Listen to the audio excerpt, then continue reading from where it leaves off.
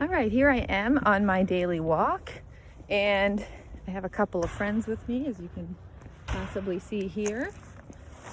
But I'm going to talk to you today about the paper in our digest that was published in the journal Poetics on reputation and creative career development. So the paper was written by Professor Jensen, Michael Jensen, who's a professor of strategy at the University of Michigan Business School, and Professor Kim, who's also an assistant professor of strategy at Cornell, I believe in hospitality management in their school there. So really great paper because it provides a systematic way of thinking about how creative careers develop. And in this particular instance, the authors look at film directors in Denmark. So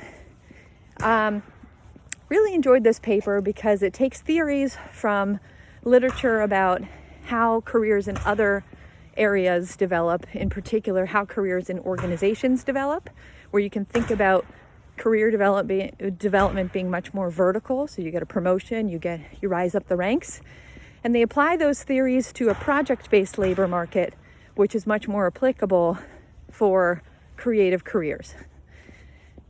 The main contribution of the paper, I think, is in how the authors define reputation or the measurement of reputation. So based on the previous literature, there are sort of three ways you can think about how to define the reputation of a worker, right? One is relative to his or her entry group. So when that entry group is comprised of people who started their careers at about the same time. So let's say when they graduated from art school or something like that.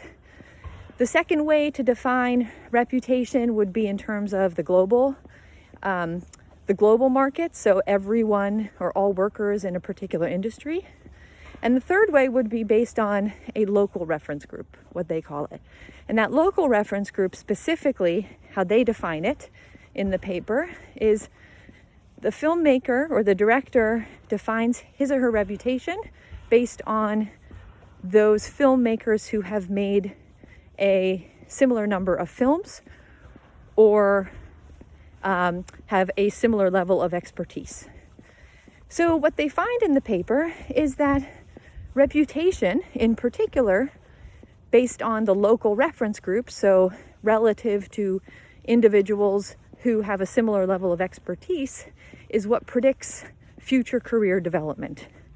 And so they test this using some regression models, and they find that a director is more likely to produce or to direct one more film if he has a positive reputation in his local reference group. And so the way that they define reputation, I think, is quite interesting in and of itself, but I won't get into that.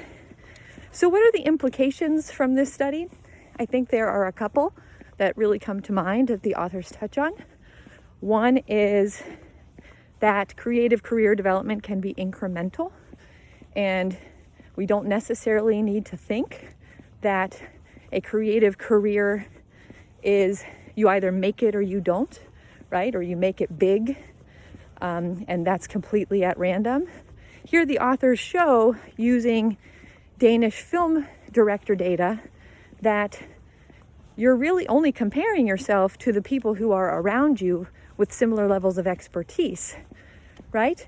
And then once you move up a level, you compare yourself to the next local reference group, so on and so forth. So career development can actually be quite incremental, which seems to be a sort of positive finding in terms of entering creative professions.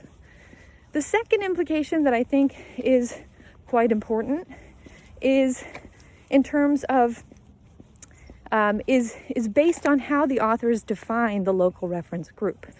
So the local reference group is defined based on similar levels of expertise. So you really could only apply this study in sectors or industries where you can measure levels of expertise among individuals and have a clear measurement system for doing so. So the authors mentioned classical music, for example. There's similar training trajectories for those who enter the classical music industry And so therefore a local reference group would be easier to define, and you could possibly think that creative career development might also be influenced by reputation. But in those sectors where that doesn't quite work, for example, like the popular music industry, the development of one's career might be much more random. So we can't really come to a conclusion, I would say, about what are those training or expertise or skill sets that popular musicians need to have in order to make it. So therefore, you would not be able to find any, I think, direct relationship between reputation and creative career development. So that was my interpretation of the paper. I hope Professor Jensen and Professor Kim would agree, but I also hope that you get some use out of it just hearing me talk about it. Thanks for listening, and hope you enjoyed it.